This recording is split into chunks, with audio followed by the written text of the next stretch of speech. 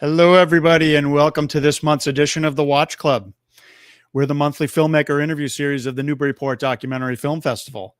I'm Program Director James Sullivan. We're brought to you, as always, by the Ford Hall Forum, which is the longest continuously operating public lecture series in the country. We thank them as always, and we thank you for watching and for your donations. Don't forget to subscribe and to like our YouTube channel so you can get updates on our monthly interview series. And we're here today with the two directors, the co-directors of a really fun new film called, you know what, I just had some technical difficulties a second ago, and it is called Slice of Life, The American Dream, period, in Pizza Huts, period. Matthew Salleh and Rose Tucker are going to be with us in a second. For those of you who haven't had a chance to watch the film yet, we're just going to go ahead and show you the trailer as we always do. So take a look at the trailer for Slice of Life, and then we'll welcome the filmmakers.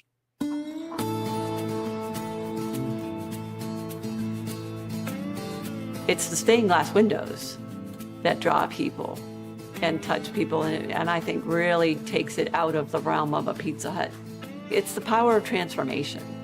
When things continue to transform, beauty can come from it. Good things can come out of it.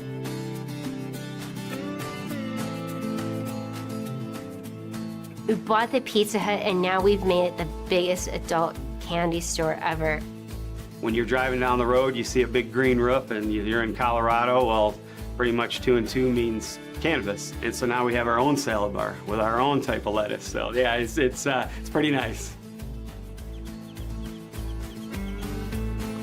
We took everything, 401ks, everything out of the bank and opened up a business that we had no idea how to run.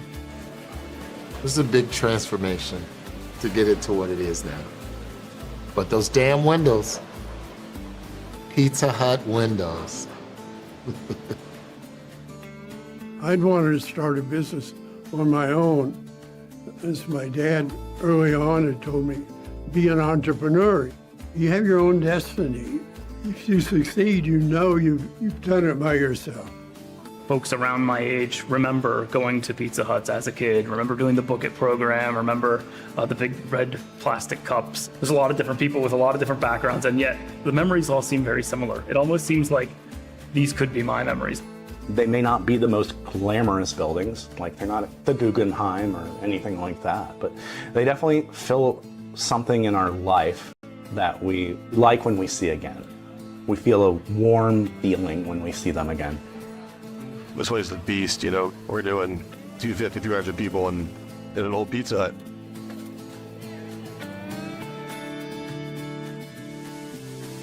I'm one of the generations that struggles with why we're here.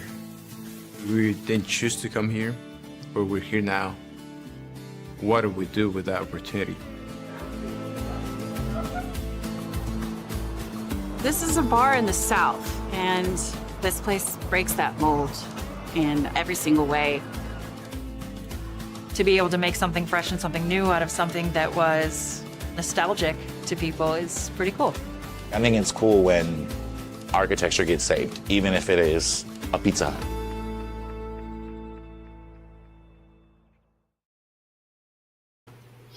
Matthew and Rose, please welcome to the Watch Club. Thank you for having us. You didn't have technical difficulties before we got started. I did. So apologies for stumbling around at the beginning there, but let's hope that the next 20 or so minutes don't go in the same direction. This is such a sweet, unexpected film. Tell me about distribution for it, because I feel like I'm trying to keep tabs on every documentary film that comes out on streaming, and this one sort of flew under the radar for me for a moment until a friend of mine texted me a link to it, and I went, "Oh, I gotta watch it, and I gotta reach out to these guys." So, and I'm very glad I did. Can you tell me about? So here's my first question for you. Towards the end of the film, you mentioned briefly, I think, something about a blog, an old blog. That was called Used to Be a Pizza Hut. Mm-hmm. Correct. And I have to assume that one of you came across that 15 years ago or so in the days of blogging and went, oh, I'm going to file that away for future use, and eventually made the film about on that subject. Is that in the ballpark? Well, Mike's blog is definitely the earliest example of the documentation of former Pizza Huts. I'm not sure if it's what we saw first, though. I have a feeling that we actually saw something on Reddit before we discovered the blog. we've had this conversation of like exactly when did we sort of come across this concept. And, you know, we grew up with Pizza Hut, the old building in our life, and we were aware of them sort of being turned into other things. And then you'd see something on the internet about it, a little meme or something like that. And then as you trace it sort of back, we sort of, discovered Mike's blog. And then, basically we had this idea of wanting to make a big film that took us across America looking at this common thing. And then we thought, well, why not make it about those old Pizza Hut buildings? Yeah, and we like the idea of like a seemingly kind of silly premise, but using it as a way to do a sort of deeper dive into some bigger stories and bigger issues. And that's exactly what it is. And that's why I like it so much. I love like sort of the prism idea, you know, like taking my first book was about the history of blue jeans. People often say like, what could you write about blue jeans? And I'm like, there's an entire world to be written about blue jeans. And so you get it. I totally get it. Yeah. But hopefully a lot of our viewers do too, for that reason. But so it is like a little prism, like, you know, through the lens of the Pizza Huts, you find out so much about America. But let me backtrack for a second, Matthew. You said you grew up with Pizza Huts. Does pizza? So you're both from Australia originally, right? Yeah. The accent gives it away a bit. A little bit. Does Pizza Hut exist in Australia? Yes. So Australia was one of the first international markets that Pizza Hut was expanded to, like way back in the early 70s. Okay. Which means we grew up with those buildings. And the same sort of buildings as well. Yeah. So the buildings were built to that exact same spec in Australia. Like everything about it looked the same. We had the salad bar, the dessert bar, like it was all just exactly the same. So we have that sort of shared nostalgia for it. Okay. And I think some people ask us, oh, why a Pizza Hut building? Why not a Howard Johnson's? Or, you know, and for us, we're like, well, it's got that universal appeal as well, where, I mean, there's not many buildings in the world, building designs that like are so iconic that almost anyone in the world can identify them from a loose outline of it. So, you know, very much a part of the cultural zeitgeist. Okay, but so in the film, you talk at one point about how there were other, you know, it's sort of mid to late 20th century American chain, you know, restaurants. There were rivals for Pizza Hut, you know, others. McDonald's is the obvious example. You mentioned Howard Johnson's, which was iconic in its day, but, you know, went away.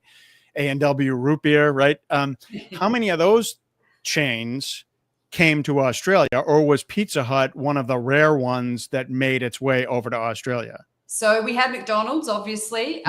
We had a version of Burger King, but it's called, in Australia, it's called Hungry Jack's. Because the Burger King name was already taken by like one burger restaurant and they wouldn't give it up. So it's like Hungry Jack's. Hungry Jack's. So we grew up with Hungry Jack's, but it is the same thing. And then like Domino's. But not as many. Nowhere near as many. I think Pizza Hut filled this gap because at the time pizza probably wasn't as big in Australia. Yeah, and like we had Subway. My first job was working at Subway as a sandwich artist. So, you know, I've got my fast food cred. At what point did you move to America? So we moved here almost 9 years ago.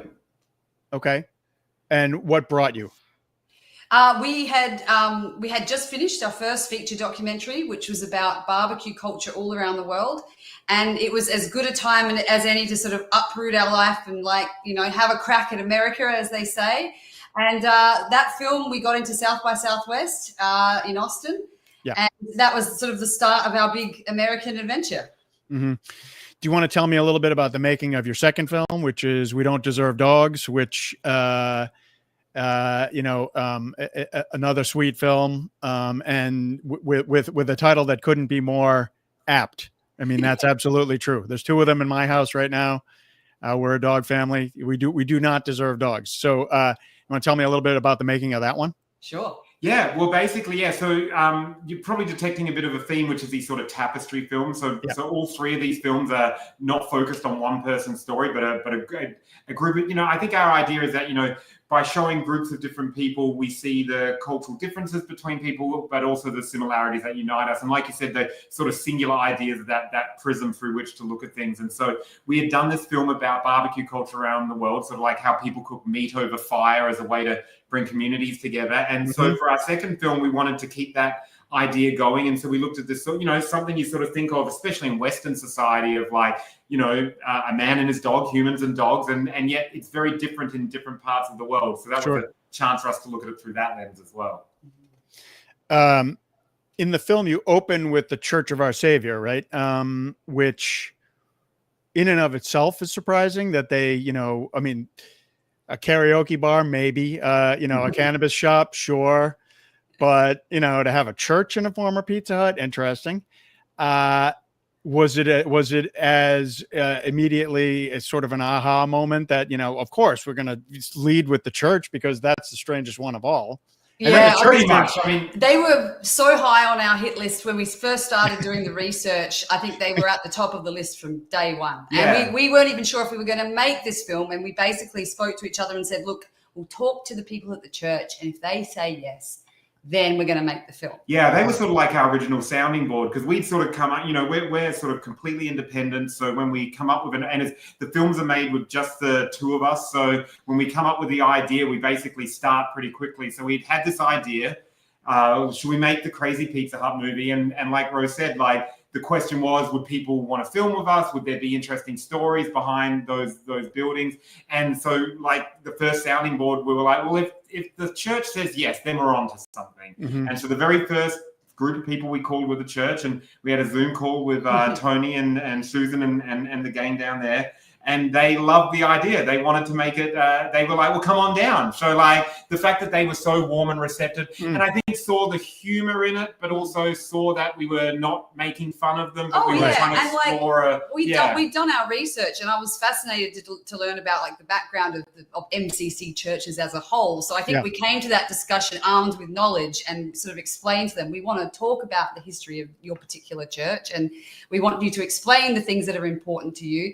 And it just happens to be in a Pizza Hut. So they were very, they saw it as an opportunity, I think.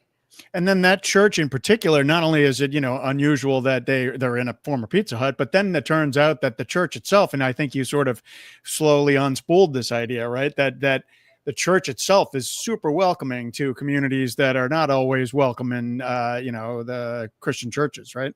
Absolutely. Yeah, that's right.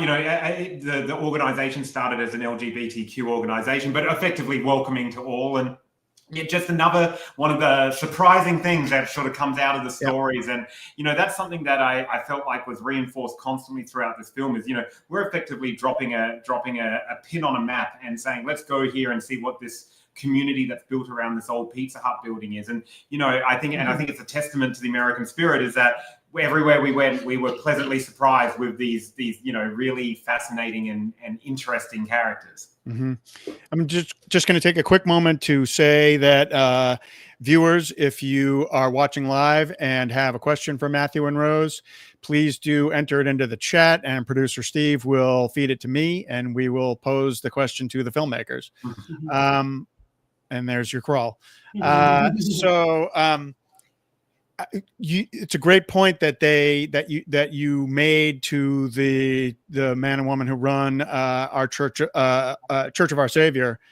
You had to make it clear to them, I would imagine, that you were not coming to make fun of them for being in a Pizza Hut. You wanted to know more about them, and the fact that they were in a Pizza Hut just made them part of your bigger tapestry, as Matthew uses that term so aptly. You have to do that a lot, right? With the people that you interviewed. Were there new businesses in former Pizza Huts that just sort of closed the door and said, "Yeah, no, thanks. I don't want to talk"? Yeah, no, nothing big. Most people were really into it. I think these are working businesses, busy businesses. I think there were maybe one or two where, like, the fact they were running out of an old Pizza Hut was maybe not something by choice. But to be honest, like, they would just not respond. So we never had anyone outwardly say no. I will just not hear back. Right. Which would happen a lot with restaurants. And I think we were also just very aware that, these are businesses, hardworking businesses. And especially, for us, we were very hyper aware of, like, we want to come in and be the sort of fly on the wall. But, the joke I always make is that flies on walls are very annoying sometimes. So we didn't want to overstep our welcome. So I think the places we ended up filming with sort of had the bandwidth to sort of invite us into their world. And I think probably just by chatting to us, I think they realized pretty quickly that we weren't there to sort of make fun of anybody or do that sort of thing. So yeah, I think or in this day and age where you have like influencers coming in and expecting a free meal, like we wanted to distinguish ourselves from modern content creators. Like no, this is a serious feature documentary. Like you don't have to feed us for free, although we couldn't stop them. Right. You must have eaten quite a bit of barbecue with the first film, right? Oh, absolutely. Southern hospitality is alive definitely, and well. Definitely a perk of the job. Well, speaking of Southern hospitality, so if you're, relative newcomers to America, you came over here, as Rose said, might as well take a crack at it, right? Yeah. A lot of things have changed in 9 years in America. And the work that you're doing, especially with this film, going out and doing the sort of classic road trip of America with a very specific focus, going to all these former Pizza Huts. I mean, that was when did you film? Around 2020 or so, or just post 23 and 24. So after, okay, so much more recently, after the pandemic. Yes. Yeah. As Australians, how does this country feel to you now as opposed to how it felt 9 years ago when you got here?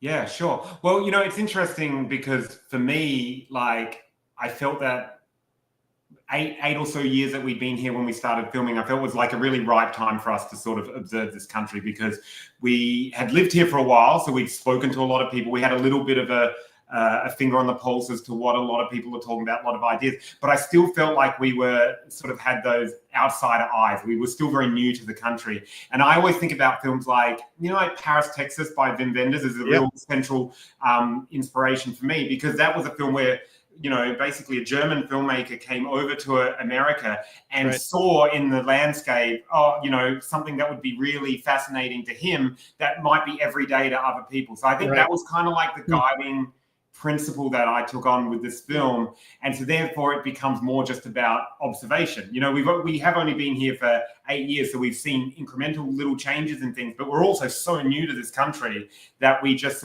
we can come to it with a blank slate. And I think that really helps with when you're interviewing people. Oh, definitely. Yeah. So I think a lot of people were happy to share with us because we are outsiders. So people wanted to explain to us, how things are done and why things are done this way. We need to tell you about our story. And we weren't coming, I think maybe if we were coming in as documentary filmmakers from New York, that might have had a different connotation to it. Yeah. You know what I mean? True. Yeah. I mean, when we filmed in Texas, they wanted to know what's the political angle here? Because it plays into everything that you do in this country, right? And we're like, no, this is not a political film, but in a way it kind of is. Yeah. And we met nothing but wonderful people on our journey. So in terms of our perspective on how the country has changed, we had wonderful experiences no matter where we were in the country. Yeah, and I think for that as well, it was also nice to see through that sort of what people think the country, especially as outsiders, we have people back home in Australia that have an opinion of what it must be like in America, and to be able to defy what you might think it is by going in and meeting interesting people that are doing things that are sort of bucking trends in their communities or whatever. That was quite uplifting to, we kind of went into this film with a blank slate, and then I think we were very pleasantly surprised by the people we met through the film. I guess that's a good point. You just used the phrase bucking trends, Matthew, and on the face of it, if you're going to move your business into a former Pizza Hut, you're probably, ready to buck trends anyway. Right. I mean, but, it's such a heartwarming cross section of American culture. I asked that question because obviously there's so much strife. And like Rose said, there's, everything's political these days in America. But you show such a cross section of diversity in this country through the former Pizza Huts. and it's more optimistic than a lot of things feel. The film is more optimistic than a lot of things feel right now in this country. So yeah, and I think that reflects the optimism. I think of, we've come to this country looking for opportunities for ourselves as well, and so we had this version of what we saw America as, and to find that to go searching for that optimism and hoping to find it, I think is a good way to. And we didn't have to look very hard. Yeah, we really didn't. It's right there if you want to seek it out. Mm-hmm. Right. Have you stayed in touch with some of the business owners since the film came out? Absolutely. Yeah. Oh, yeah.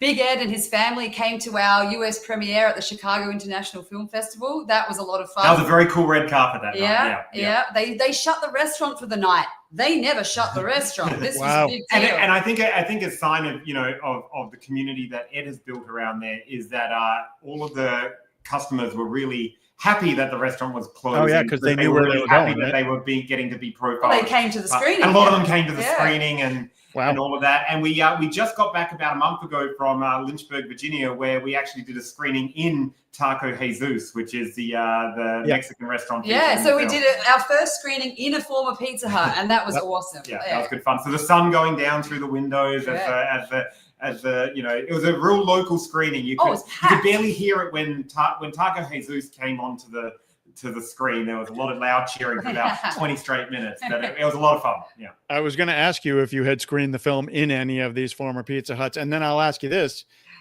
is there such a thing as a movie theater in a former Pizza Hut? And I thought about it. Well, no, there's not that I found. I was really hoping we would find one. Right. But there are empty Pizza Huts ready for the table. But the biggest problem is the windows, right? Because then you got to the windows are everywhere, so you'd have to black out the windows. Yeah. Have a cinema, so that would take some of the fun out of it. But I did look. I was looking because I'm like, that would be very Inception. That would be great. A little rep cinema showing old 60s movies would have been perfect.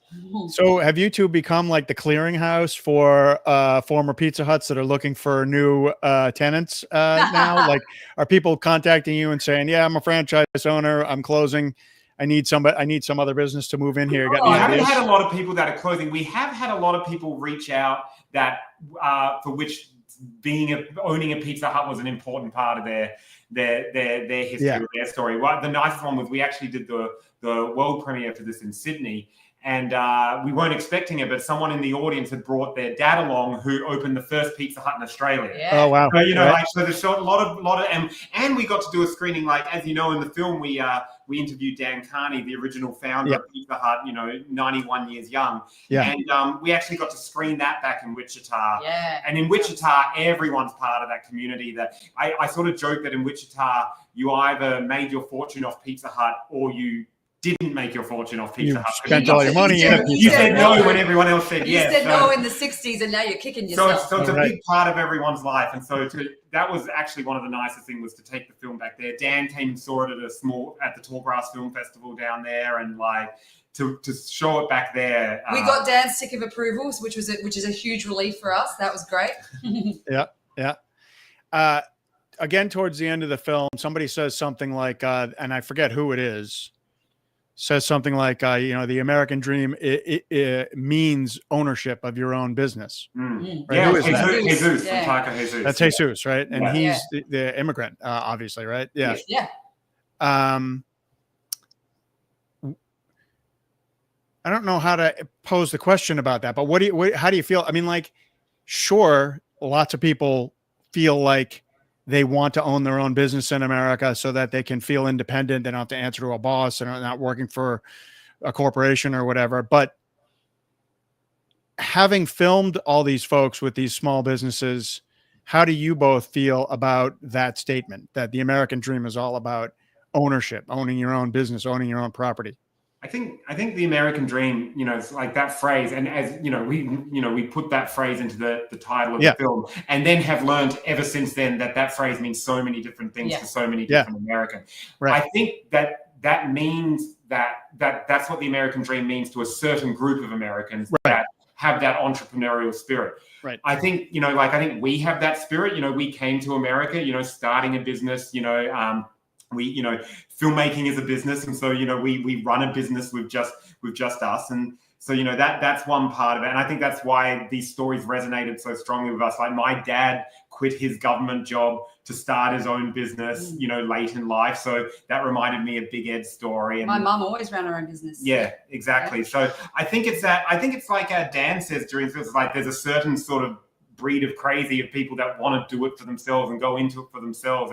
And that I think that spirit of independence is really strong. It's not for everyone, but I think there's a large subset of America for whom that is the dream, is to do that independent thing. And it's possible, getting harder all the time, but possible in America. Right. Okay, I think we're going to wrap things up. Thank you so much for talking to me about former Pizza Huts. The film is Slice of Life, The American Dream, period. I love how the title has all the punctuation in it. Yeah, exactly. American Dream, period, in former Pizza Huts, period.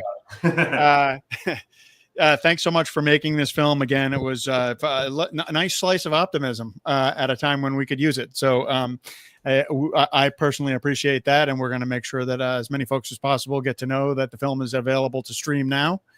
It was really a pleasure to talk to you both, and thanks for taking the time, and we hope to get a chance to talk to you about whatever you're working on next. Yeah, Great. Thank you. Thanks for having us. I'm going to take a quick minute to once again thank our sponsors, the Ford Hall Forum, and we will see you next month in the Watch Club.